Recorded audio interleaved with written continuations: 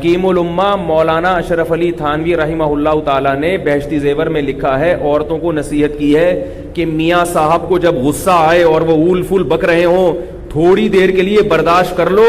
جب اس کا غصہ ٹھنڈا ہوگا اس کو خود بخود ندامت ہوگی۔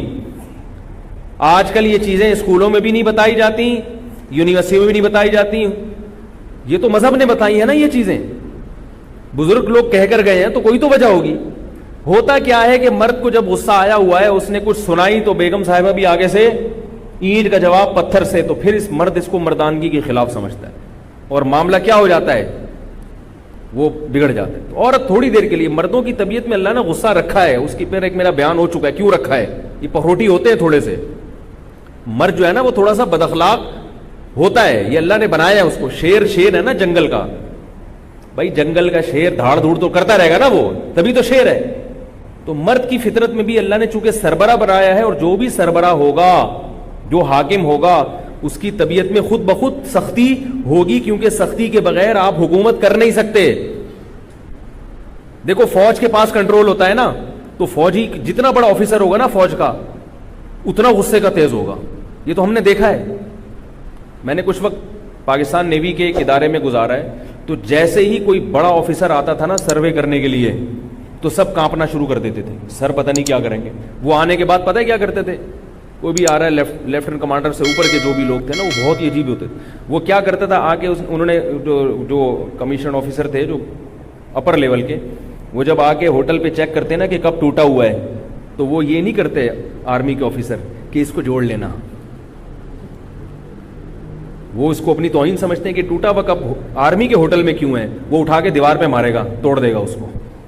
ہم نے اپنی آنکھوں سے دیکھا ہے، آپ کسی بھی آرمی کے آفیسر سے پوچھ لیں کہ ان کے ایٹیٹیوڈ یہی ہوتے ہیں، آرمی کے جتنے بڑے بڑے آفیسر ہیں نا۔ اور یہ آرمی انگریزوں نے اس کو وہ بنایا ہے، بڑے سوچ، اصل میں تو برطانیہ کی آرمی تھی نا، تو انگریز ہے بڑا ہوشیار، اس نے برطانیہ میں جب آرمی بنائی تو اس نے یہ اصول اور ضابطے بنائے کہ جتنا بڑا آفیسر ہوگا وہ اتنا ہی پخروٹی ہوگا،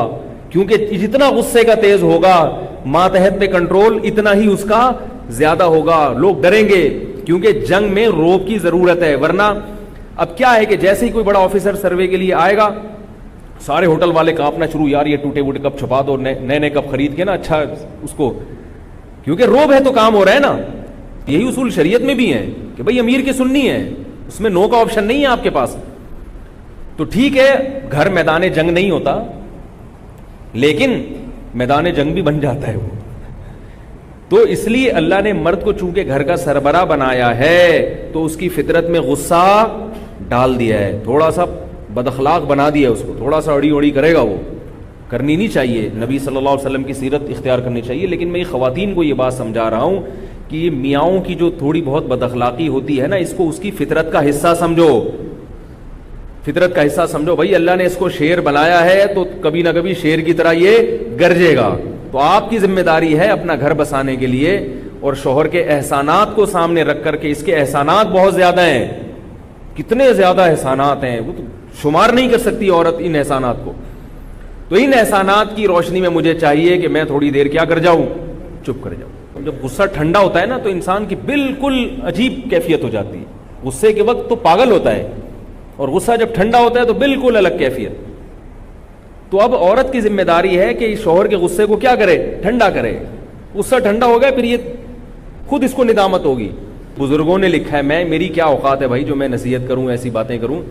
حکیم الامہ مولانا تھانوی رحمہ اللہ تعالیٰ، ان کو حکیم اس لیے تو کہا جاتا تھا، حکمت سے بھری باتیں ان کی۔ انہوں نے بہشتی زیور میں لکھا ہے کہ مرد کو جب غصہ آ رہا ہو، عورت کو چاہیے وہ تھوڑی دیر کے لیے برداشت کر لے۔ اور ایک اور بڑی پیاری بات لکھی ہے، فرمایا عورت کبھی شوہر کو دھمکیاں نہ دے، کبھی بھی شوہر کو دھمکیاں نہ دے، اس سے معاملہ بڑا خراب ہوتا ہے۔ خواتین مرد کی فطرت نہیں سمجھتی، جب عورت شوہر کو دھمکی دیتی ہے نا، میں یہ کر دوں گی، یہ کروا دوں گی، تو مرد کو پھر یہ احساس ہوتا ہے کہ اب اگر میں نے نرم لہجہ اختیار کیا تو یہ سمجھے گی کہ میں اس کی دھمکیوں سے ڈر گیا ہوں۔ کبھی یہ دھمکی نہ دے کہ تم طلاق دے کے دیکھو تو میں کرتی کیا ہوں تمہارے ساتھ، کبھی یہ دھمکی نہ دے کہ تم جو ہے نا خاموش ہو جاؤ ورنہ میں دیکھتی ہوں میں کیا کرتی ہوں۔ تو حکیم الامہ نے لکھا ہے خواتین کو سمجھانے کے لیے کہ جس ذات کو اللہ نے میدان جنگ میں لڑنے کے لیے پیدا کیا ہو، میدان جنگ میں مرد کو اللہ نے اتنی بہادری دی ہے کہ وہ توپوں کے سائے میں، بموں کے سائے میں، میزائلوں کے سائے میں لڑتا ہے میدان جنگ میں. ہوتا ہے کہ نہیں ہوتا؟ یہ تلواروں سے لڑا کرتے تھے، تیروں سے لڑا کرتے تھے، اور اب کس سے لڑتے ہیں؟ توپوں سے لڑتے ہیں. آج بھی دنیا کی جتنی بڑی بڑی آرمیز ہیں مردوں کو زیادہ رکھتی ہیں، خواتین کو رکھتی بھی ہے نا تو وہ بہت ہی محدود پیمانے پر، اور وہ خواتین بھی معاشرے سے بالکل ایک الگ تھلگ ہی ہوتی ہیں، اور ان کو بھی ایسے فرنٹ پہ اس طرح سے اہم پوائنٹس پہ نہیں بھیجا جاتا.